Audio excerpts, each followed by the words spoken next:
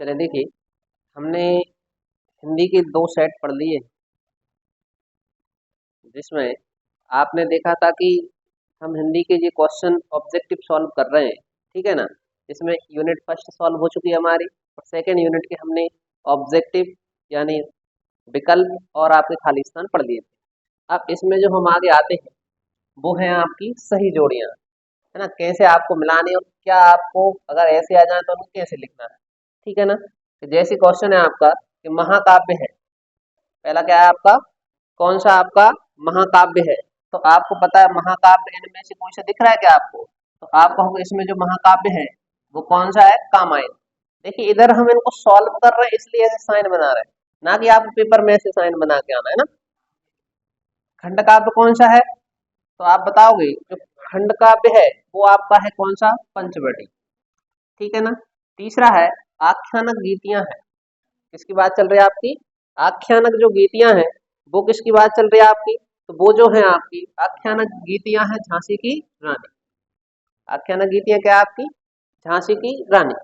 अगला है मुक्तक काव्य है, मुक्तक काव्य क्या है आपका, मुक्तक काव्य लिखने वाले हैं वो हैं आपके कौन, बिहारी सतसई।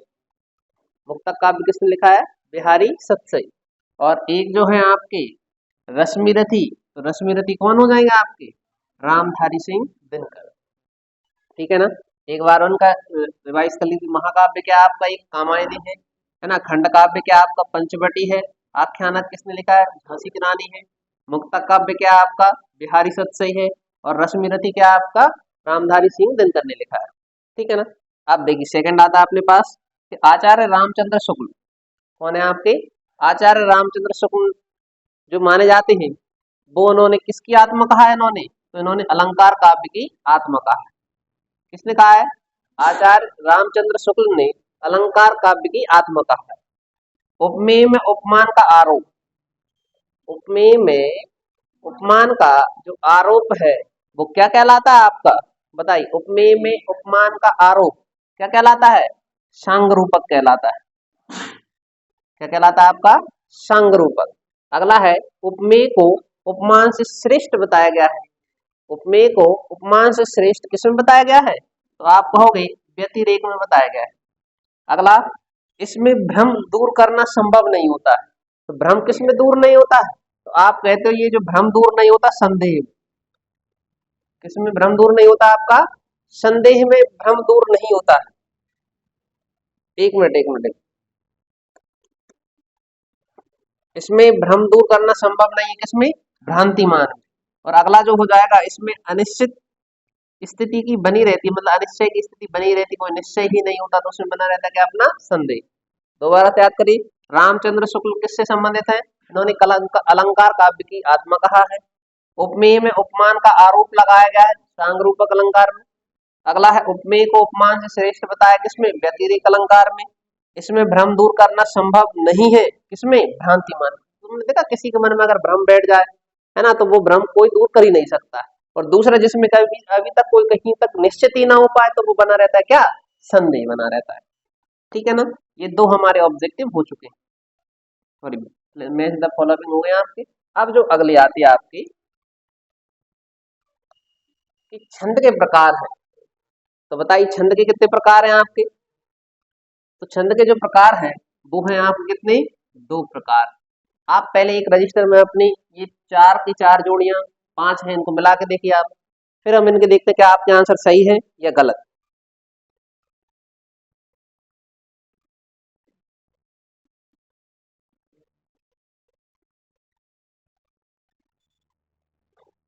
आपको तो बस ऑप्शन नंबर डाल लेना है ना, कौन सी किससे क्या मिल रहा है।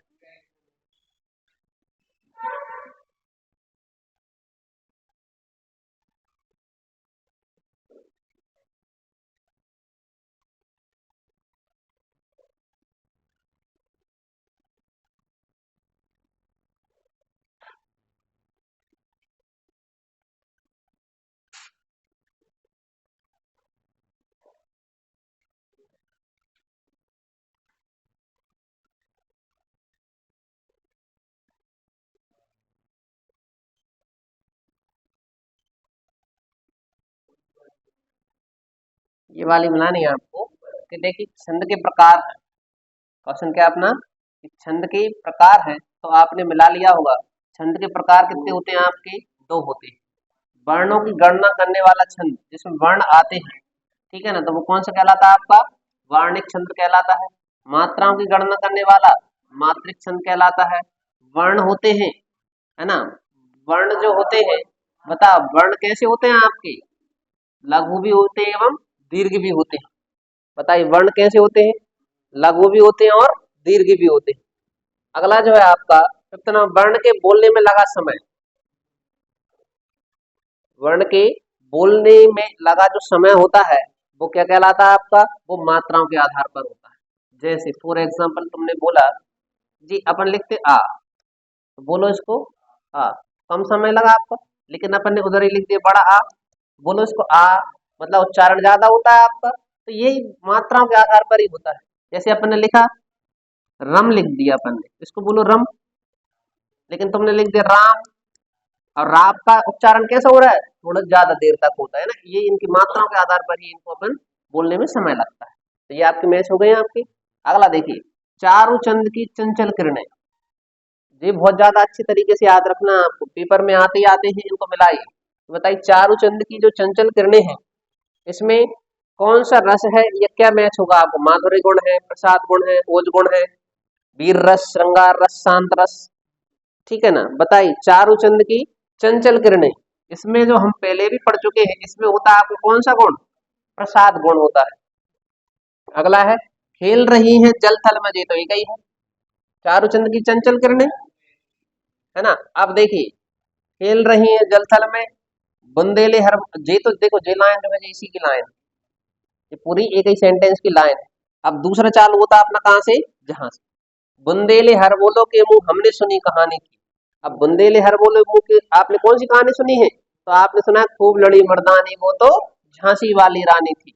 यानी दूसरे का जो आंसर होगा, बताइए कौन सा रस होगा इसमें?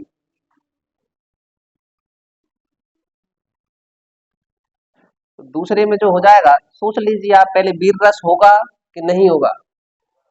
बुंदेले हर बोलो के मुंह हमने सुनी कहानी, हमने कहीं लड़ने की बात कही है? सेंटेंस इतना सा है बस, बुंदेले हर बोलो के मुंह हमने सुनी कहानी। इसमें कहीं वीर वाली बात आई? बताओ वीर वाली बात कहीं आई है कि? यहाँ तो इसका जो आंसर होगा वो होगा आपका कौन सा? ओज गुण। अगला क्वेश्चन है यही आता है इस मन में, छोड़ धन धाम जाकर मैं भी रहूं उसी बन में।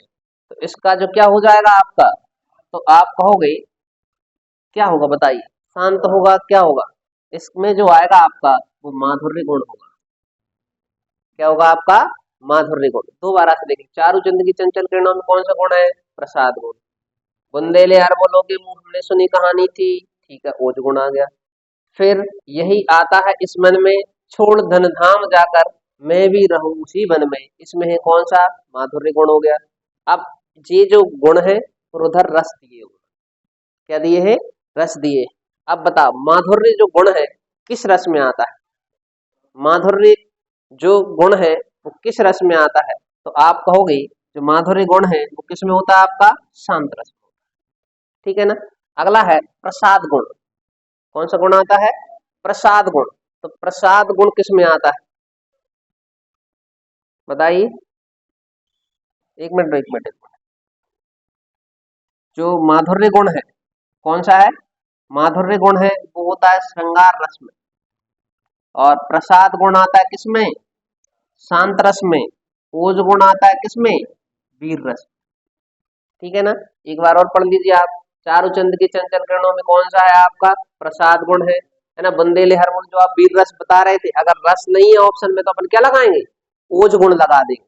और इधर इस उन्होंने बोला था इसमें शांत की बात आ रही तो आपको माधुर्य हो जाएगा, है ना। आप लगा रहे थे ना, शांत के बारे में बता रहे थे, है ना, तो आपका क्या हो जाएगा? इसका माधुर्य गुण हो जाएगा। और इसमें माधुर्य गुण किस में होता है आपका? श्रृंगार रस में। प्रसाद गुण होता है शांत रस में। ओज गुण होता है किसमें? वीर रस में होता है। तो ये हमारे जो थे आपके fill in the blanks, sorry match the following, बोले तो सही जोड़ी आपकी पूरी हो चुकी है। अब क्वेश्चन आते हैं, एक वाक्य में उत्तर लिखिए। क्या क्वेश्चन है अपना? एक वाक्य में उत्तर लिखिए। अब जिनको आंसर याद है तो वो लिखेंगे अपने अपने रजिस्टर में ना,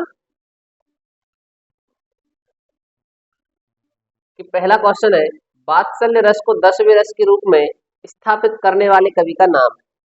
वात्सल्य रस को लेकर आए हैं, कौन से कवि लेकर आए हैं?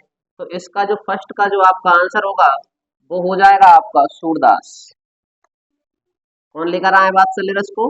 तो आप कहोगे कौन लेकर आए हैं? तो सूरदास लेकर। ठीक है ना? अगला क्वेश्चन पढ़िए, शांत रस का स्थायी भाव क्या है? शांत रस का जो स्थायी भाव है वो क्या है आपका? तो आप कहोगे निर्वेद। ठीक है ना? अगला क्वेश्चन है, अब मैं नाच्यो बहुत गोपाला में कौन सा रस है? अब मैं नाच्यो बहुत गोपाला, तो बताइए इसमें कौन सा रस है? अब मैं नाच्यो बहुत गोपाला,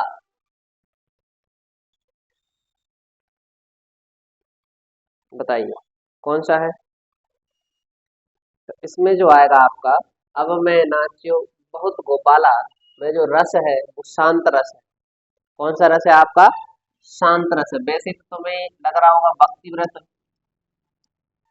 इसमें कौन सा रस आएगा आपका? शांत रस हो जाएगा। रस क्या है लिखिए। हाँ,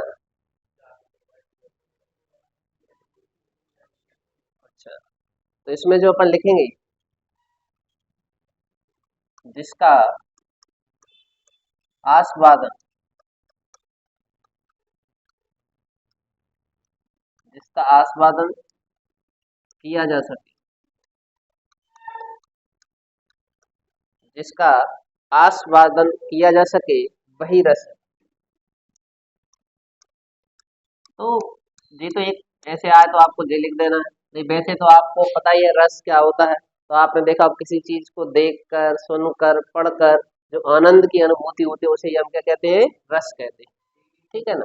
तो वो भी लिख सकते हो, और ज्यादातर जे लिखोगे तो ये सही रहेगा छोटा, क्योंकि हमें ज्यादा डेफिनेशन 2 नंबर की परिभाषा नहीं लिखना है उसके ना। आगे देखिए, भयानक रस का स्थायी भाव क्या है? ये तो आपको पता ही है, भयानक रस का स्थायी भाव क्या है? अनुभाव के प्रकार होते हैं, कल ही हमने पढ़ा था। बताइए अनुभाव के प्रकार कितने होते हैं? अनुभाव के जो प्रकार है वो होते हैं आप कितने? तो आप कहोगे इसके 4 प्रकार होते हैं। ठीक है ना? तो कौन कौन से होते हैं? अनुभव, विभव, स्थायी भाव, संचारी भाव। ठीक है ना? आगे देखिए, संचारी भाव की संख्या कितनी मानी गई? बताओ, संचारी भाव की संख्या कितनी मानी गई? पहले एक और चीज याद रखिए, ये जो अपन से सॉरी पूछा गया था आपसे कि अनुभाव के प्रकार बताइए, तो कितने होते हैं? 4। कौन कौन से 4 अनुभाव हैं? उनके नाम आप याद रख लीजिए, अगर पेपर में पूछ ले तो आप बता देना। पहला है आपका कायिक। कौन सा है? कायिक। दूसरा हो जाएगा आपका कौन सा? मानसिक। दूसरा कौन सा होगा आपका? मानसिक। तीसरा हो जाएगा आहार्य। तीसरा कौन सा हो जाएगा आपका? आहार्य। ठीक है ना? और चौथा जो हो जाएगा वो सात्विक हो जाएगा।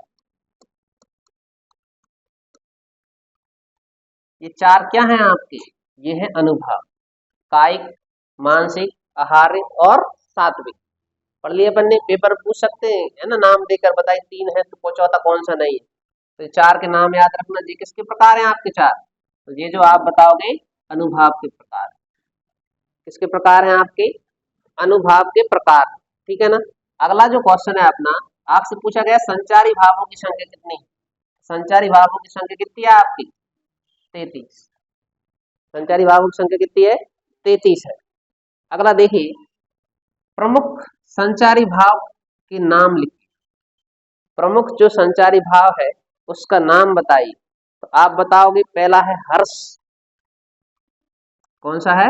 हर्ष। जैसे आपने देखा ना, कई बार कुछ होता है तो अपना अचानक से मन में क्या हो जाता है? हर्ष, यानी खुशी की लहर फैलती चली जाती है। ठीक है ना? दूसरा अपन बताएंगे क्या? जड़ता। हर्ष हो जाएगा, जड़ता हो जाएगा, अगला तुमने छोटे छोटे बच्चों को देखकर चपलता आ जाती है, क्या जाती है? चपलसा। चपलता हो गया, फिर अगला आ जाता उत्सुकता, क्या हो जाएगा आपका? उत्सुकता।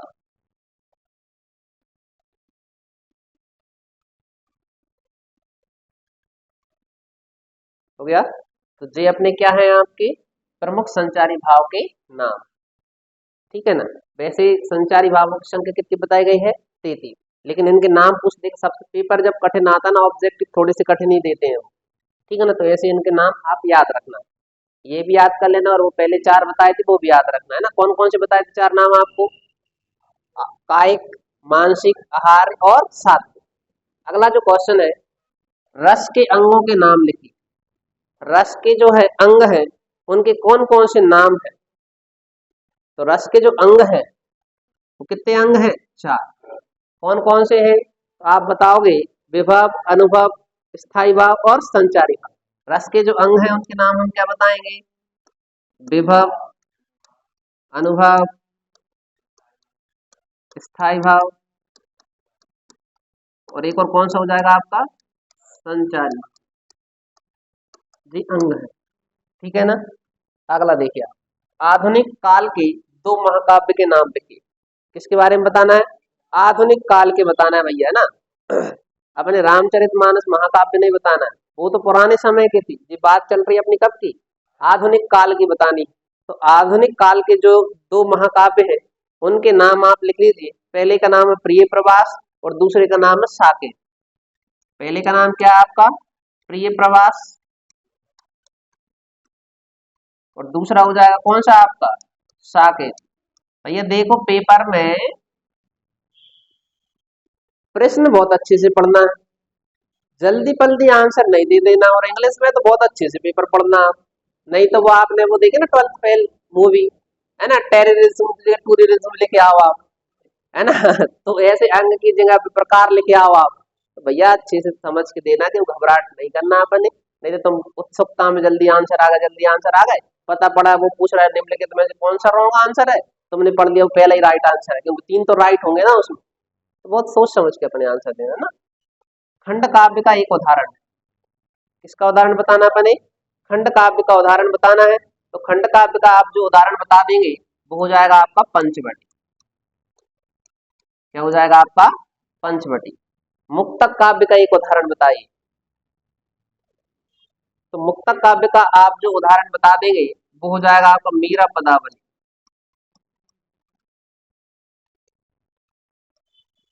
कौन सा हो जाएगा आपका? मीरा पदावली। प्रबंध काव्य के प्रकार बताइए। प्रबंध काव्य के प्रकार बताइए। तो प्रबंध काव्य में जो आते हैं आपके, किसके बारे में बताना अपने? प्रबंध काव्य के प्रकार बताइए।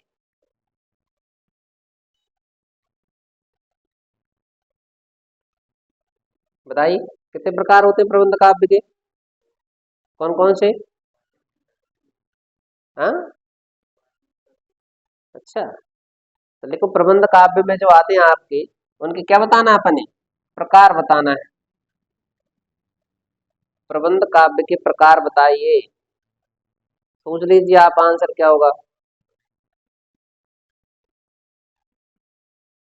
तो प्रबंध काव्य में जो आएगा आपका, उनके नाम लिख लीजिए। पहला है महाकाव्य, खंड काव्य, आख्यानक, गीत। 3 होते हैं, है ना। तो कौन कौन सा हो जाएगा आपका? महाकाव्य, खंड काव्य, आख्यानक, गीत।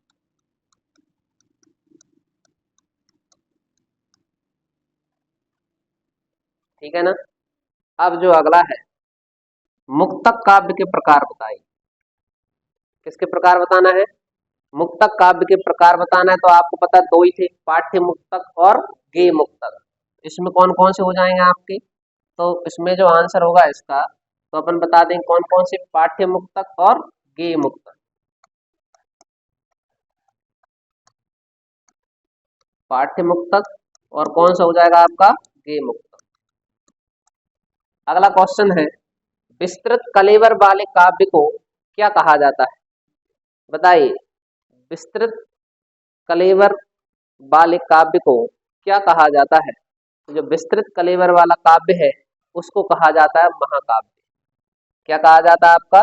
महाकाव्य। तो आपने देखा महाकाव्य, खंड काव्य में तो एक घटना का अध्ययन होता है और महाकाव्य में पूरे जीवन का अध्ययन होता है। तो विस्तृत रूप से चर्चा चलती है, जैसे महाभारत पढ़ते हैं आप, पूरी हर चीज के बारे में जानकारी है कि नहीं, भगवान कृष्ण के जन्म से ही चालू हो जाती है ना। अगला देखिए, आधुनिक युग के गे मुक्तक प्रगीत कवियों के नाम लिखिए।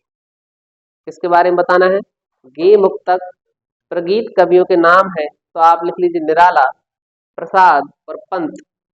कौन कौन ना बता देंगे, अपने शॉर्ट में लेके आएगा। तो निराला, प्रसाद और एक और कौन हो जाएंगे?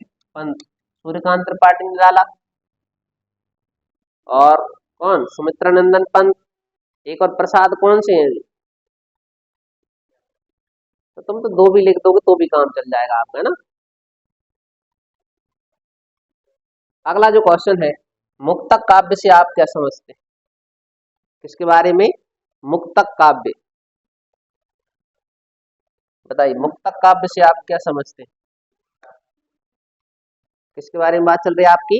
मुक्तक काव्य से आप क्या समझते हैं? अब इसका आंसर ही लिखना पड़ेगा आपको, तो लिख लीजिए। लिखो, गीत, कविता, दोहा और पद। ऐसे अपन लिखेंगे, गीत, कविता, दोहा और पद। गीत, कविता, दोहा और पद तथा छंद। पद तथा मुक्त छंद। कौन से छंद होंगे आपके? मुक्त छंद मुक्तक काव्य कहलाते हैं।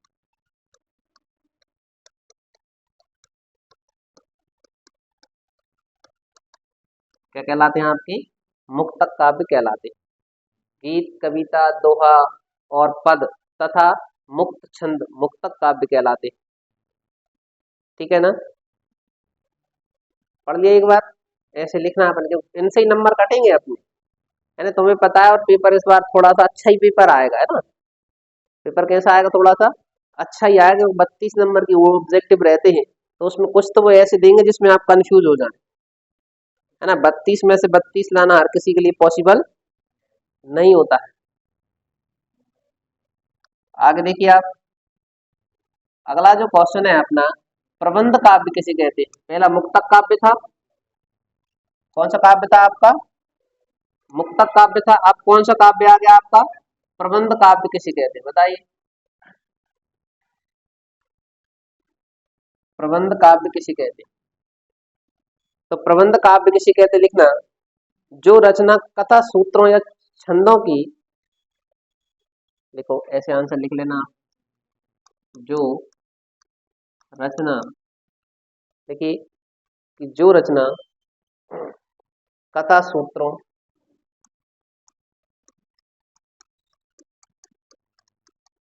जो रचना कथा, सूत्रों या छंदों की तारम्यता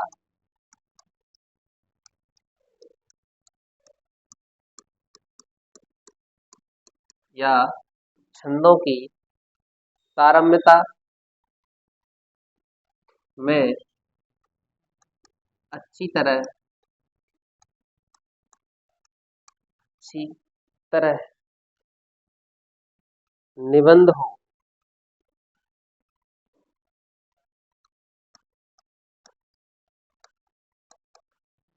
उसे प्रबंध काव्य कहते हैं।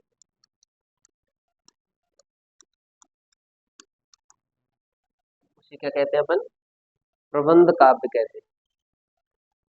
ठीक है ना, पढ़ लीजिए एक बार, जो रचना कथा, सूत्रों या छंदों की तारम्यता में अच्छी तरह निबंध हो, उसे प्रबंध काव्य कहते हैं। ठीक है ना। अब नेक्स्ट क्वेश्चन है अपना, जिस काव्य में काव्य के छंदों पर पूर्वापर संबंध ना हो, तो उसे क्या कहेंगे?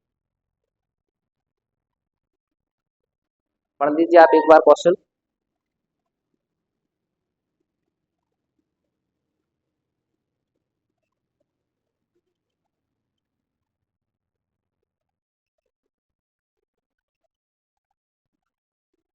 तो जिस काव्य के छंदों पर पूर्वापर संबंध ना हो उसे क्या कहते हैं?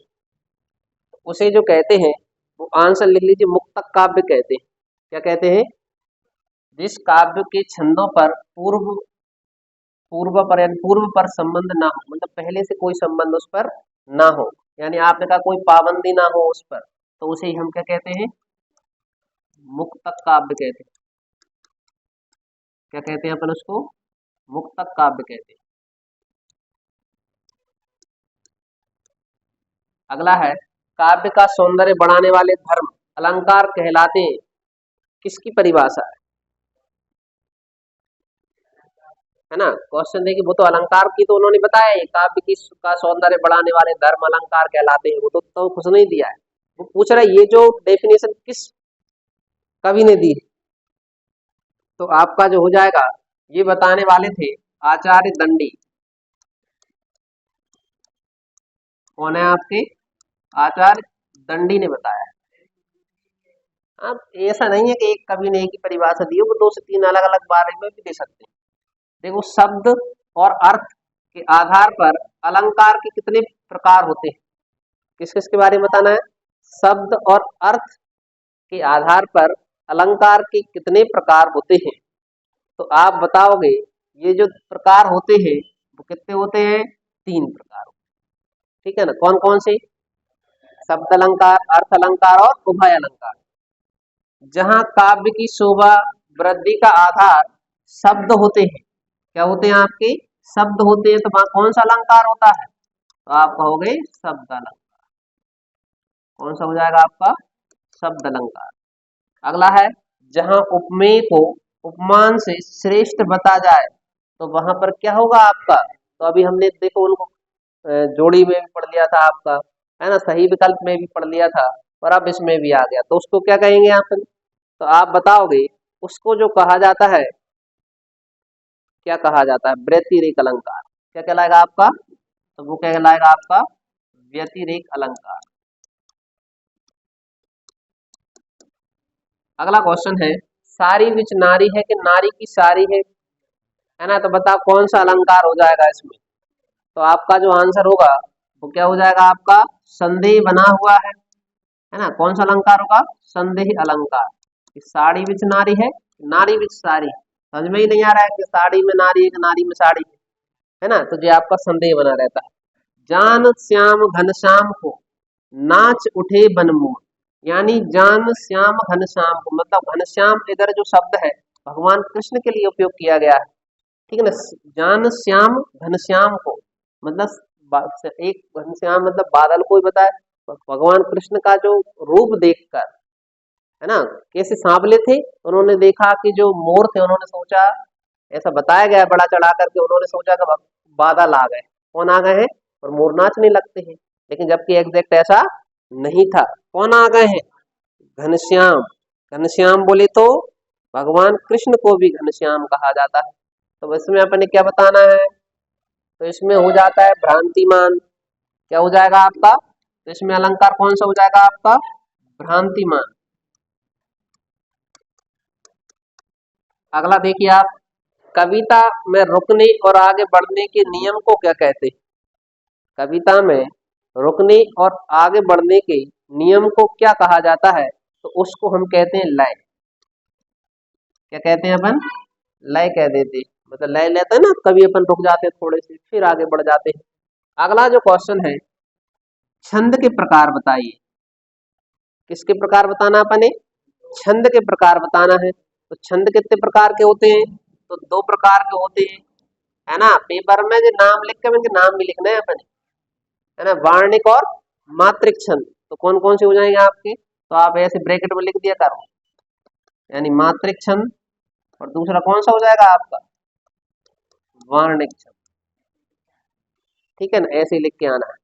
अगला देखो, दुर्मिल सवैया का दूसरा नाम क्या है? दुर्मिल सवैया का दूसरा नाम जो है, वो नाम है आपका, क्या बताएंगे आप दुर्मिल सवैया का? तो उसका जो नाम है वो चंद्रकला है। क्या नाम है भैया? बोलो एक बार। चंद्रकला। दुर्मिल सवैया का एक और नाम क्या है? चंद्रकला। प्रत्येक पंक्ति, क्वेश्चन क्या है, प्रत्येक पंक्ति में 31 वर्ण वाली रचना क्या कहलाती है? प्रत्येक पंक्ति में 31 वर्ण वाली रचना क्या कहलाती है? तो आप कहोगे कवित्त कहलाती। क्या कहलाती है? कवित्त। अगला है, इसमें 4 पंक्तियां होती हैं, पहली और दूसरी, और चौथी पंक्ति में तुक मिलाया जाता है, तीसरी पंक्ति स्वच्छंद होती है। यह उर्दू और फारसी की एक शैली है, क्या कहलाती है? जी बहुत इंपोर्टेंट, करके इसको याद कर लेना। जिसमें 4 पंक्तियां होती है, पहली दूसरी चौथी, तुक मिलाया जाता है, और तीसरी कैसी होती है? स्वच्छंद होती है, उर्दू और फारसी की शैली है ये। तो इसका नाम क्या है?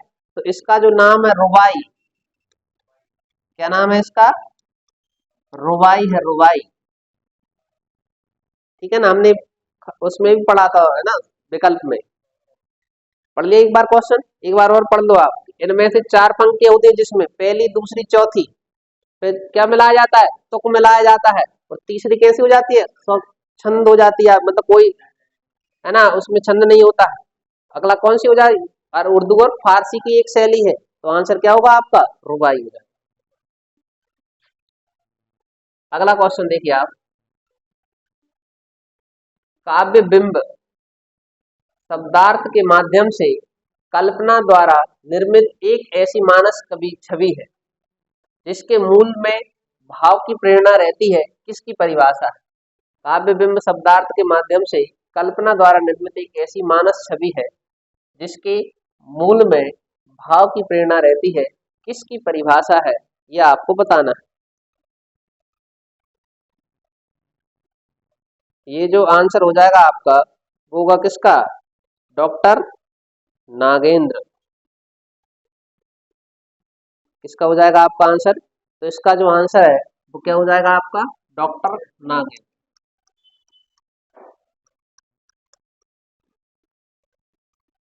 अगला देखिए, नहीं नहीं नहीं, इसका आंसर है ना क्या आपका? डॉक्टर नागेंद्र। बिंब के भेद के नाम बताइए। बिंब के भेद के नाम बताइए, कौन कौन से इसके भेद के नाम होते हैं, है ना? तो आप लिख लीजिए, पहला इंद्रिय बिंब, इंद्रिय बिंब, इंद्रिय बिंदी रख लेना, अच्छा, इंद्रिय लिख लीजिए, है ना? अगला दो हो जाएगा आपका काल्पनिक बिंब। कौन सा हो जाएगा आपका? काल्पनिक बिंब हो जाएगा। अगला इसके बाद जो आएगा आपका प्रेरक अनुभूति के आधार पर बिंब।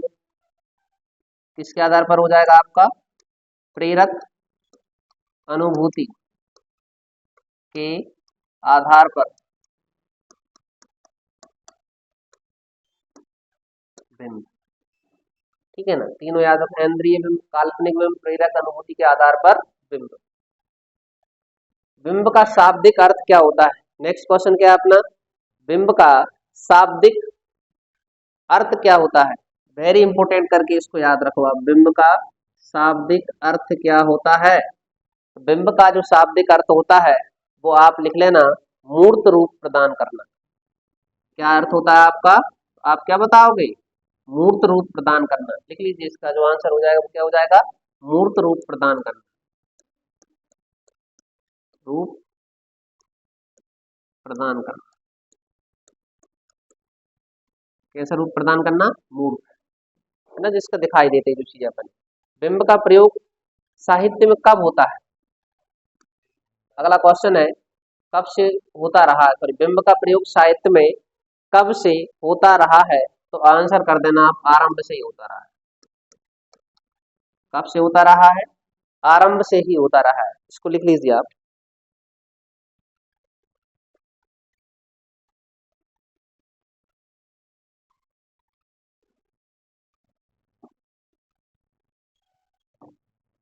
अगला क्वेश्चन है, किस कवि की पहचान एक बिंब धर्मी कवि के रूप में है? किस कवि की पहचान एक बिंब धर्मी कवि के रूप में है? तो आपका जो 35वें नंबर का क्वेश्चन है, इसका आंसर बताइए। तो आप बताओगे शमशेर बहादुर सिंह। कौन से कवि हैं आपके? तो आप बताओगे शमशेर बहादुर सिंह। अगला क्वेश्चन है इंद्रिय बिंब के प्रकार है। अब इंद्रिय बिंब के प्रकार बता दीजिए आप। किसके बिंब के बताना है? इंद्रिय बिंब के प्रकार बताइए। तो इसके जो बिंब के प्रकार हम बहुत अच्छी तरीके से लिख लेना आप। इंद्रिय बिंब के प्रकार, पहला है चाक्षुष बिंब। राक्षस मत लिख लीजिए बच्चा। क्या लिखना है अपने?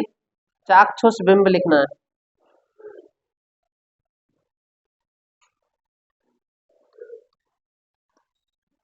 ठीक है ना, चाक्षुष बिंब। अगला लिख लीजिए स्पर्शीय बिंब।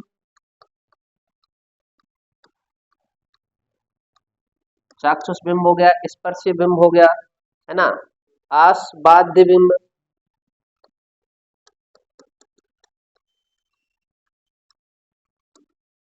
आस्वाद्य बिंब। अगला हो जाएगा आपका श्रव्य नादात्मक बिंब। हाँ, जिस सब अपने बताना है उसने पूछा है ना। तो अगला हो जाए कौन सा आपका? श्रव्य नादात्मक बिंब। अगला जो है आपका धात्व्य बिंब। धातव्य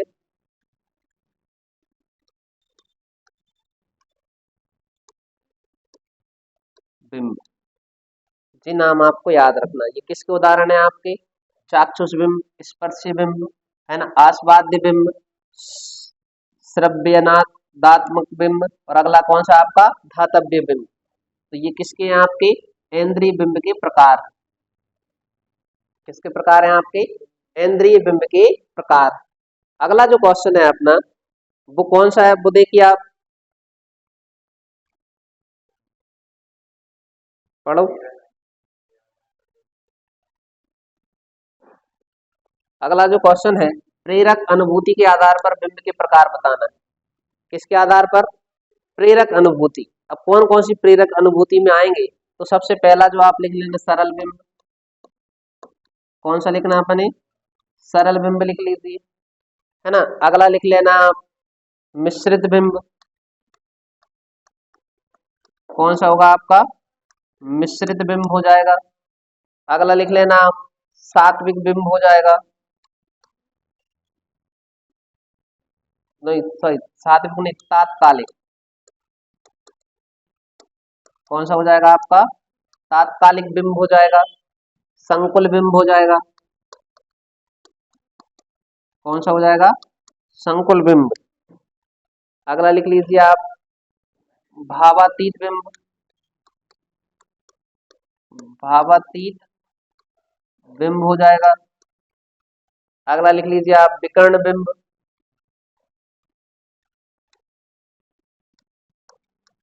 विकर्ण बिंब। कौन सा हो जाएगा? विकर्ण बिंब।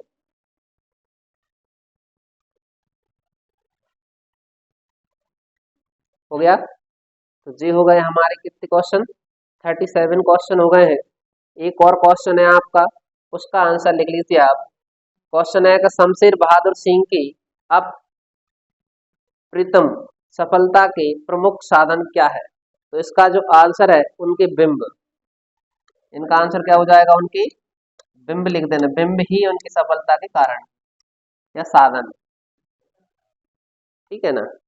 तो ये जो है ये आपको इधर तक पढ़ लेना है। ठीक है ना। ये आपके ऑब्जेक्टिव हमने पढ़ लिए थे, जोड़ियां पढ़ ली है, खाली स्थान पढ़ लिए हैं, है ना। और जो आपके एक शब्द में आंसर भी पढ़ लिए।